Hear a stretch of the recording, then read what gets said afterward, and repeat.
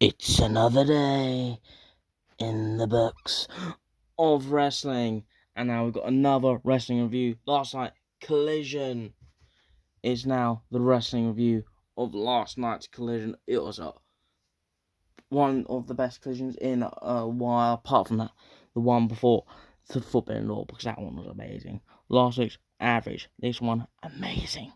Let's get into it. Starting off, Konosuke Takeshita against Tom Billington, the Dynamite Kid.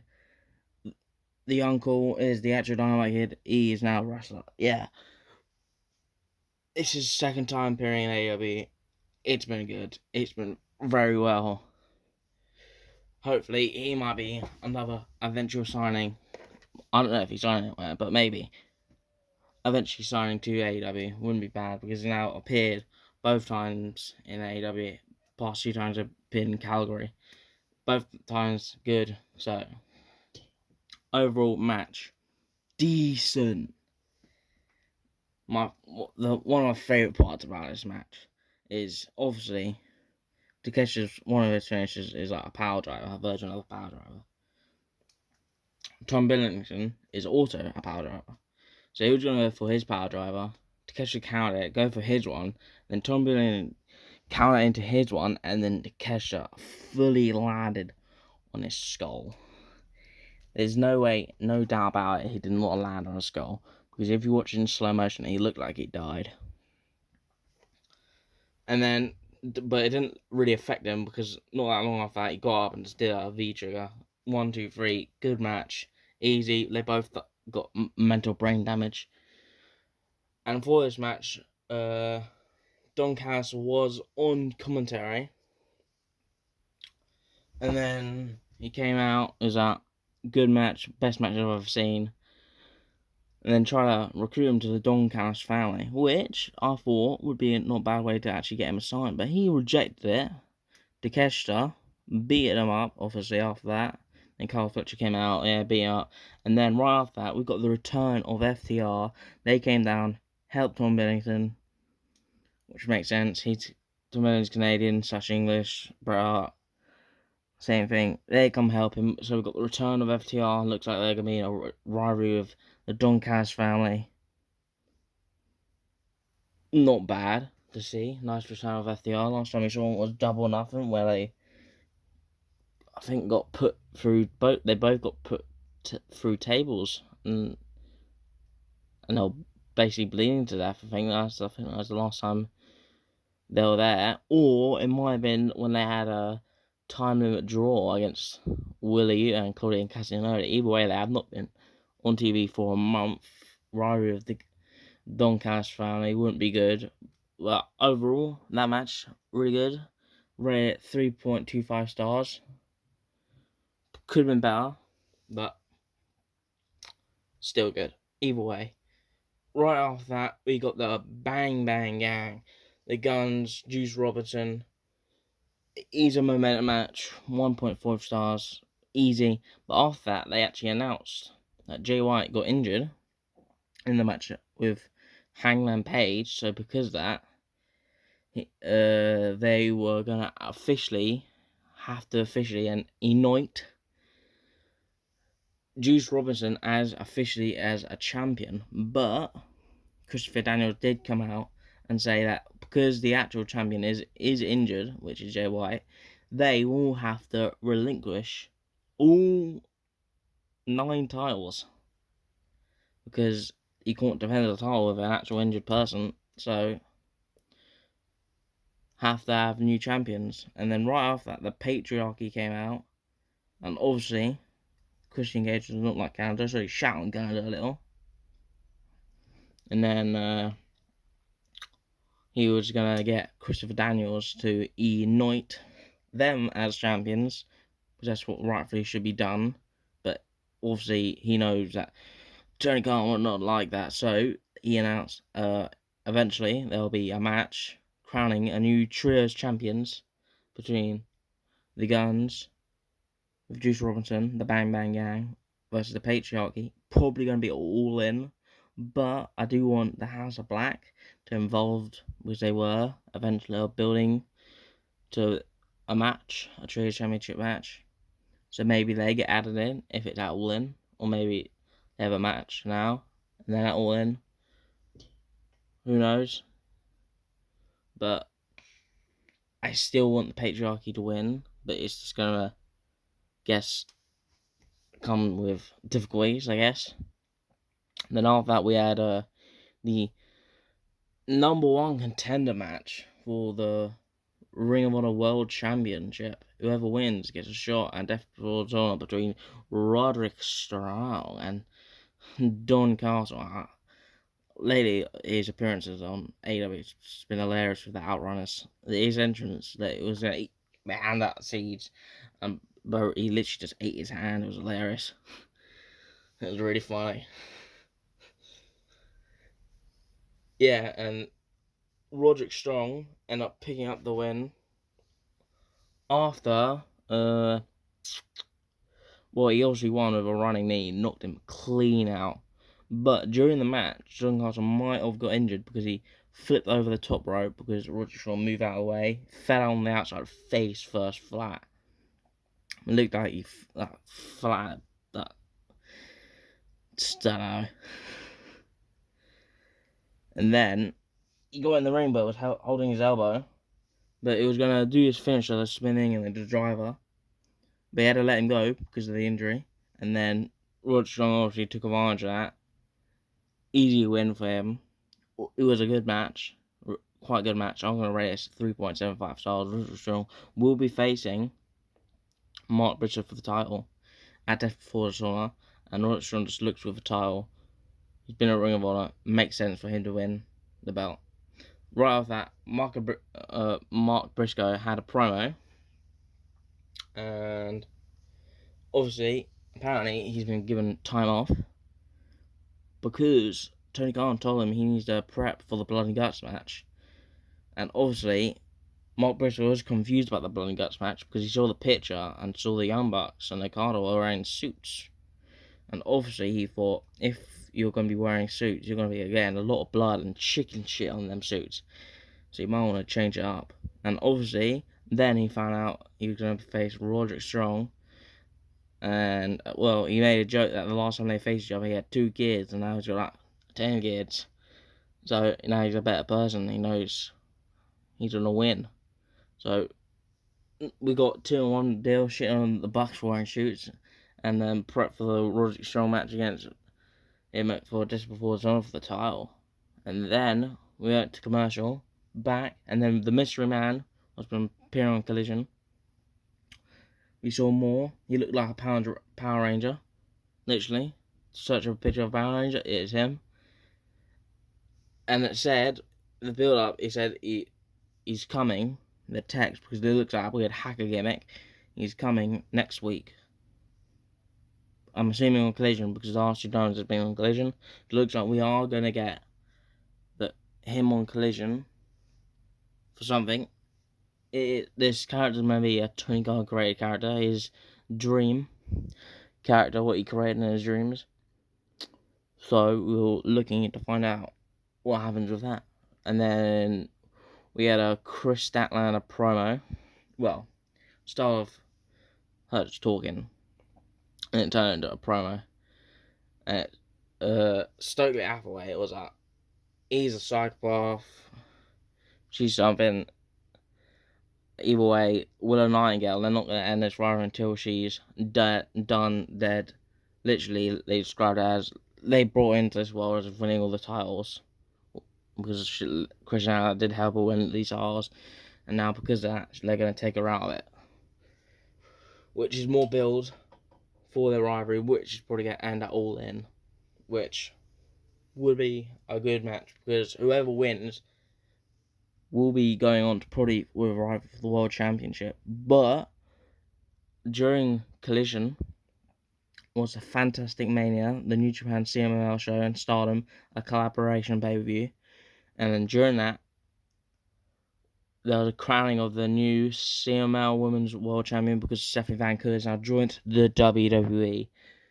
And Willow Nightingale won the crowning, so she's now a Women's World Champion in CMLL. That happened right after that promo. So maybe if they're gonna continue this rivalry for a pay-per-view, obviously, if it ends at All In, it could be for that title. So that could be like really interesting. Either way, excited to see Cristiano back on TV. It's just an amazing wrestler. I mean, the return of Nyla Rose. I'm shocked to find out, but apparently she's goody. Because I don't watch Ring of Honor. She's apparently on it all the time, but she's now a goody. She had a quick match, obviously. Momentum, that means she's probably going to be used on AEW TV more often. Easy one-star match, in my opinion. Easy. And then right after, we got right into Top Flight vs Shane Taylor Promotions. It's just Top Flight this time. And Shane Taylor Promotions, Lee Moriarty, and Anthony Ogogo. Same match basically as Rampage, but just that little bit better.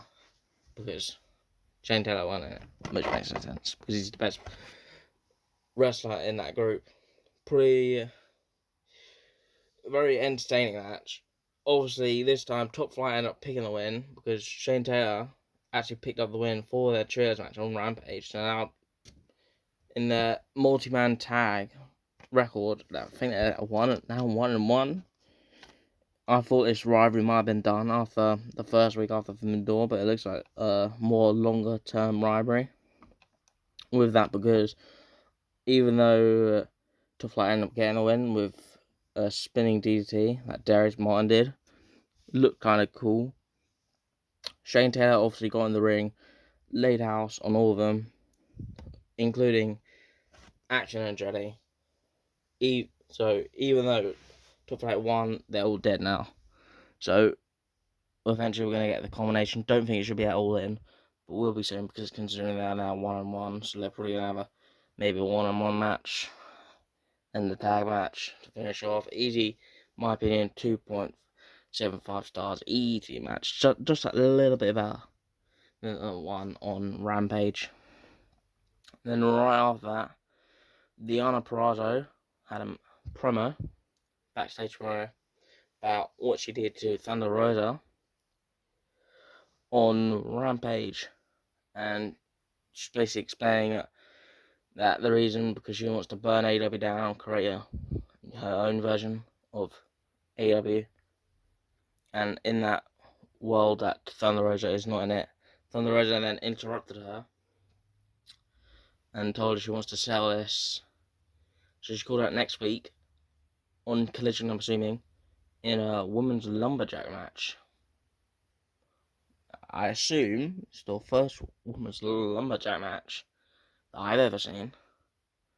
I think it's the first one ever in AEW. So, interesting. That should be the end of their rivalry. But, makes some sense because Deonna Purrazzo has actually beat her twice. One by roll-up, one by DQ. So, when you think about it, Thunder Rosa probably is going to win this match. They could, if they wanted to, extend this rivalry.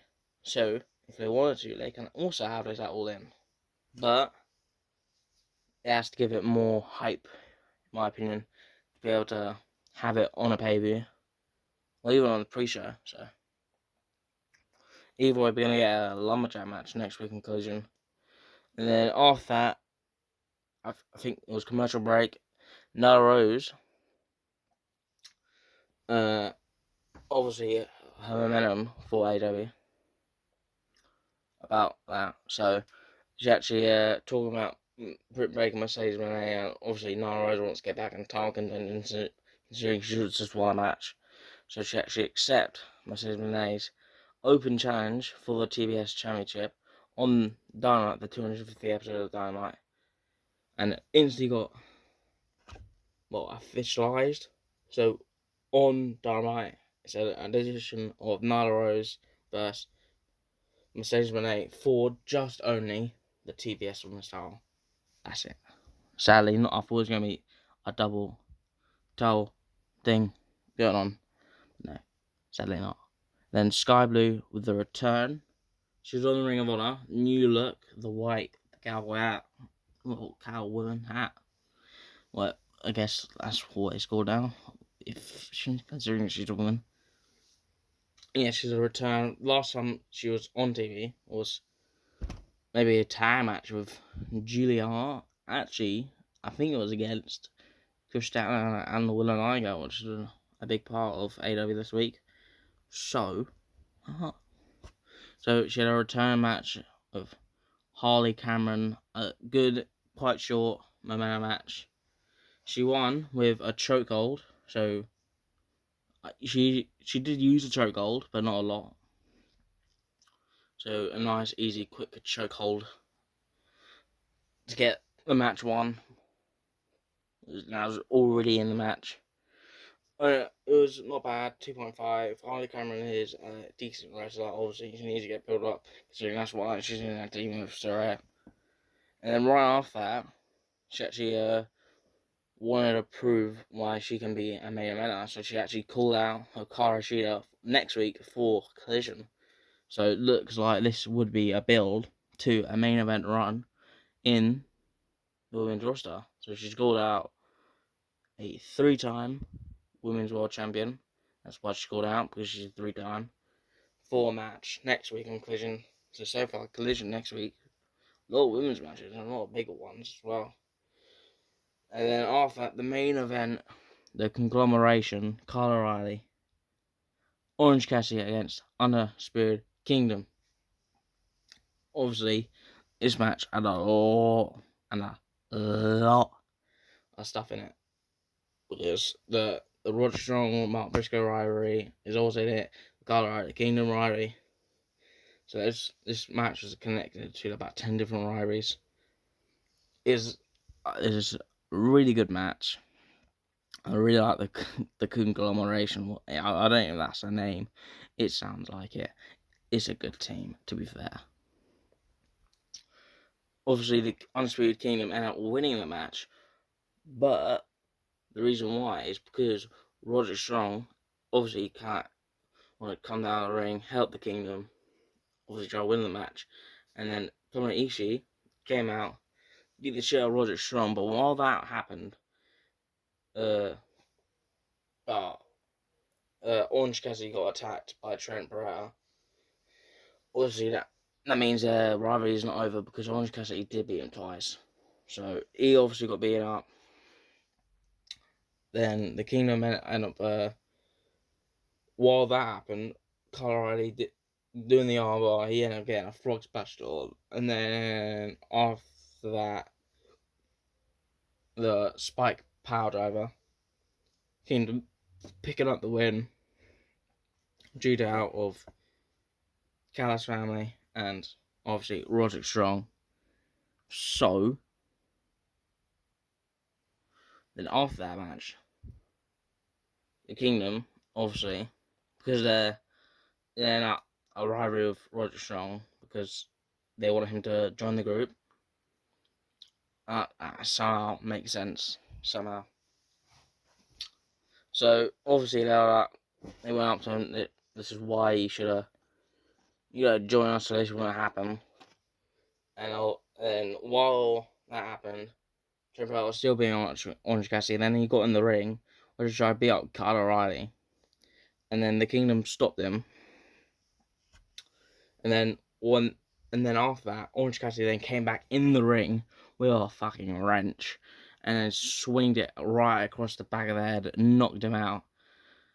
And then he was gonna hit the Kingdom, but Kyle O'Reilly told him not to do it. So still tension there. Maybe could lead to him joining the group, to be fair. And then Tomohiro Ishii came back out of nowhere, stormed the ring. They left. All Strong Kingdom left.